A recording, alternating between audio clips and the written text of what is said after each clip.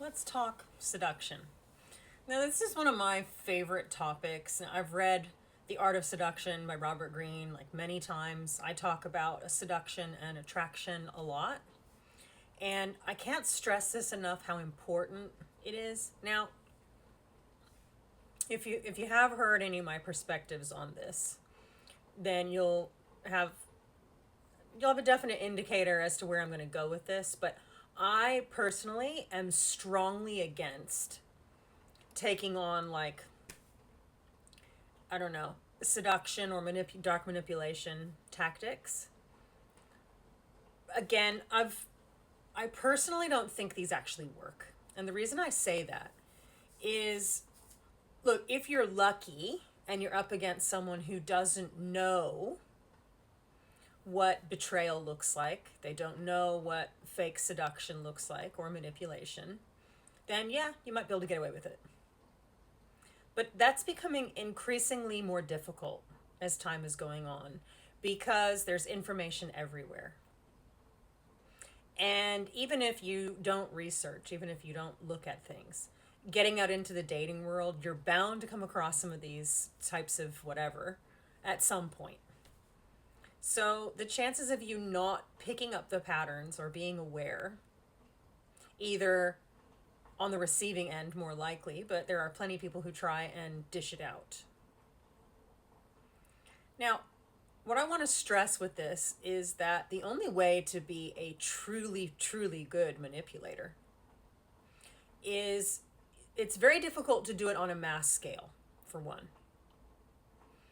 You may be able to catch a few people for a while with some techniques that are transferable. I don't dispute that. But you have to constantly keep changing and switching it up so that you can remain, I don't know, active or being able to manipulate people to continue the basis, because once they learn, then you have to get new tactics. Now, this is a lot of work. And for what? Where it tends to work better, but I'm still not a fan, is you study your victim. So you have to study them in full. Like, if you actually want to be able to pull this off, and again, what's the benefit? But if you want to really pull this off, you have to study their behavior. You have to study their words. You have to study what they've been through. You got to find out all of this stuff. And even still, you're still coming at it from an outside point of view because you're not the victim. It didn't happen to you. So you're only basing it on what you see from an outside perspective. Now, this is where things get complicated, and I know I'm going down the rabbit hole, but this is what I do. So, again, if you're the kind of person who thinks this is worthwhile, you're going to have to do some serious study work. Think what you could be doing instead, right? So, there's the situation here. Now, if you have to go to that much trouble to manipulate a person to then be into you, you're clearly not worthy of that person. You're not capable of being with them. You're lying. You're creating a fantasy. Now, I don't want to point fingers, but I find men do this a lot. Not all men, but enough of them. They pretend to be something for a certain period of time. And the objective, of course, is to sleep with the woman. I totally understand that. But it's interesting when you start to think about it. If you have to create such a persona that's nothing like what you are, just so you can sleep with a woman, I don't know how you can feel good about yourself afterwards, because eventually you're going to have to deal with this big problem, aren't you? Yeah, you slept with her, but for what? Does it actually give you an ego boost? Because you're not being yourself. You're pretending. So she's not actually into you. If she does happen to be attracted to you, she's attracted to the version that you're faking. I think women do a similar thing. It's not exactly the same, but I think women also, obviously. It's the sort of, I think sometimes women play into that subservient, submissive, soft girl kind of thing, so that guys think she's softer than what she is, And then, of course, are surprised when they realize that she's actually stronger than what she pretended to be. Especially once that little delusion, heightened emotional attraction type of time ends and that veil lifts. This is why I say, especially when it comes to dating, it's far better to just figure out who you are. Put the time into being the best version of yourself. Because this is very low vibration stuff. If your whole thing is, I don't like myself so much that I have to pretend to be someone else just so that I can get attention, just so I can sleep with someone, whatever your motivation is, you're not going to feel that good at the end of it. It's just going to add on more and more reasons why you don't respect yourself, why you don't like yourself, and why you don't think you deserve the things that you want. When you start to peel back those layers, that's not seductive. That's not attractive. This is why I do like astrology and these types of tools. And I do have readings on attraction and long-term partner, but you can use attraction in lots of ways. Again, if you want to find the kind of job or career that really suits you, you need to use some level of attraction, charisma, seduction. The more you make it about what's truly authentic and what resonates with who you really are, the more seductive, the more attractive it becomes. Maybe not to everyone. At the end of the day, we all have preferences. Sometimes it's just, and I think that's the key point here. Before I go on, that's the key point. If what you are is not suited to the person who you're trying to pursue, then you're not suited. Keep looking for someone you are suited to. If you're not suited to the role that you're applying for in terms of a job, it's not suited, and you don't pretend to be something else. It's not suited to you. And this is any type of fake, pretending, inauthentic type of approach.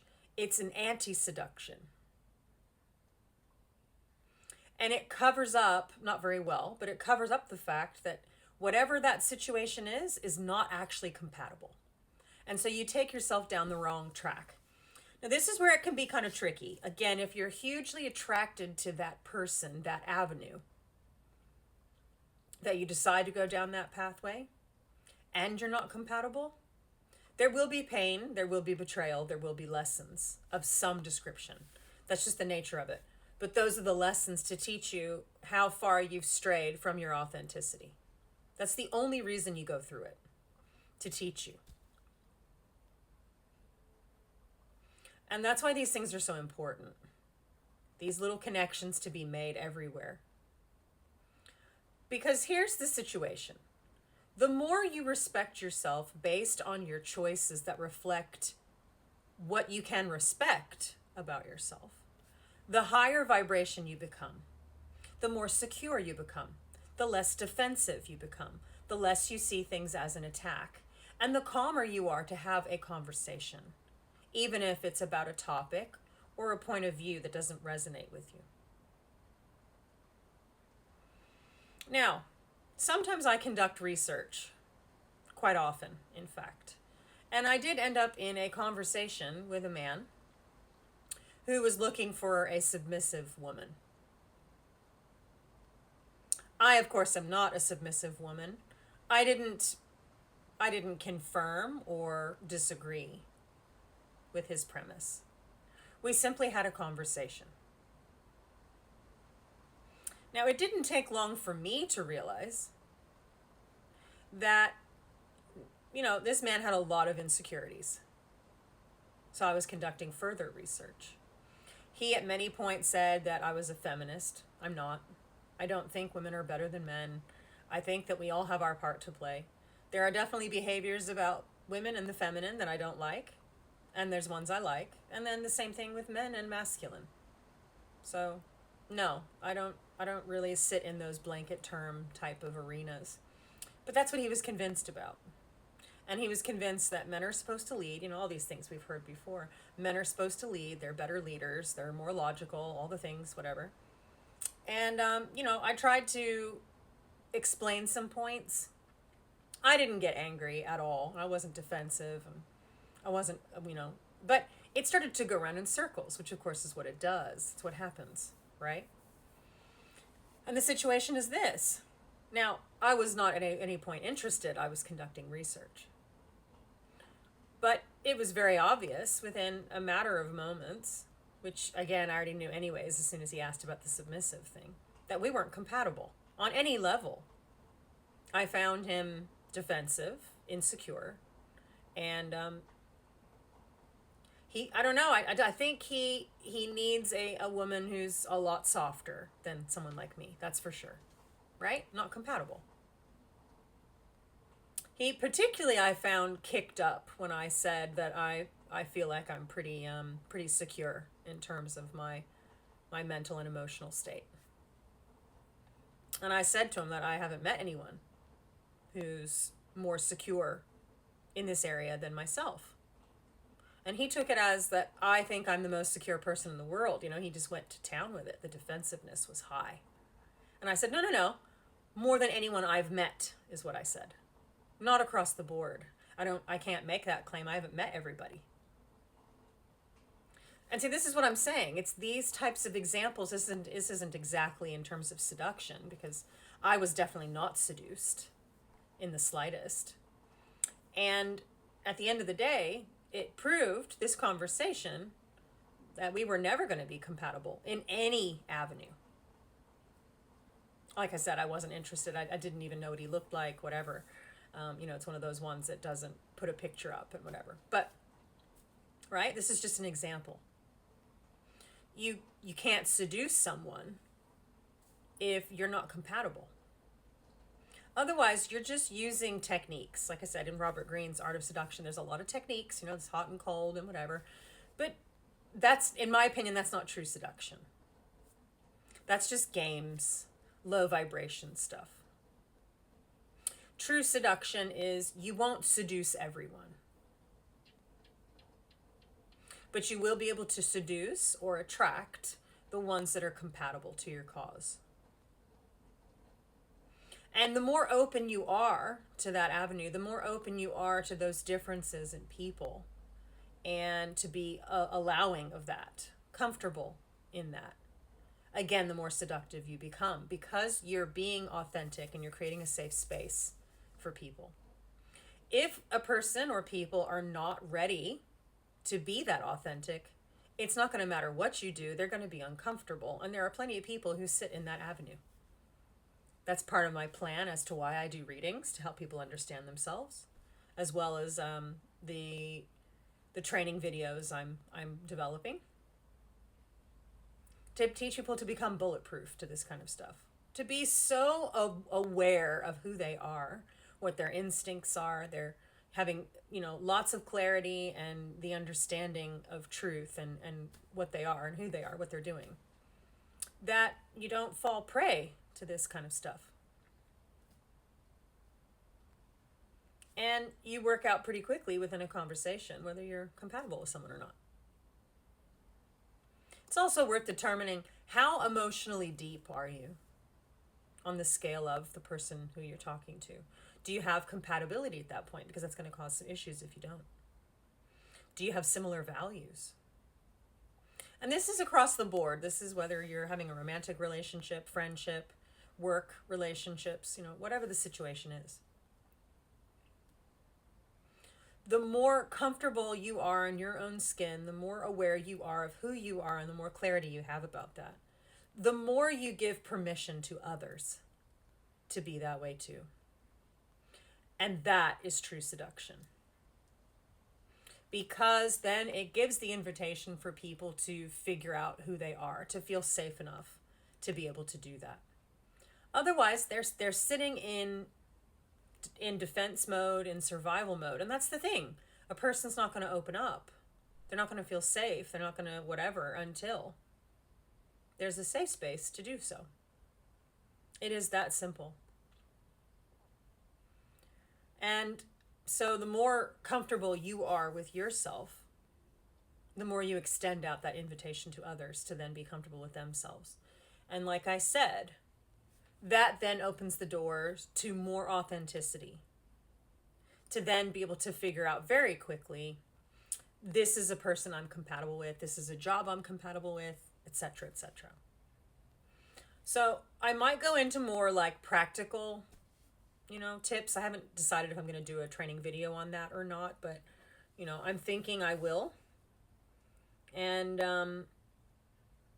like I said, there's a power when it comes to putting money, because people work hard for their money. At the end of the day, that's an energy exchange. So there's a commitment that you make to yourself when you pay for things, whatever that is. Because you're putting money into it, it shows that that is a thing that you both respect and you feel is worthy of your energy, right? So in terms of these types of readings and training videos and things like that, it has to be something that you see as valuable. And personally, I don't think anything is more valuable than figuring out who you are. It all comes down to, because there's lots of people who put content out, it all comes down to, does what I say resonate with you? Does it show you the door, or does it not? Because when you make that commitment, it then shows that you're ready to do your part. And at the end of the day, I can put the information out there. I can put the steps and all the rest of it. But I can't make you do it. I can't make you take it seriously. I can't make it resonate for you or make it make sense. It has to be something that clicks and is ready for you to do. But when you're open and you're ready to hear it and you're ready to put things into place, then things will change. That's the importance of seduction, charisma, attraction, being your authentic self.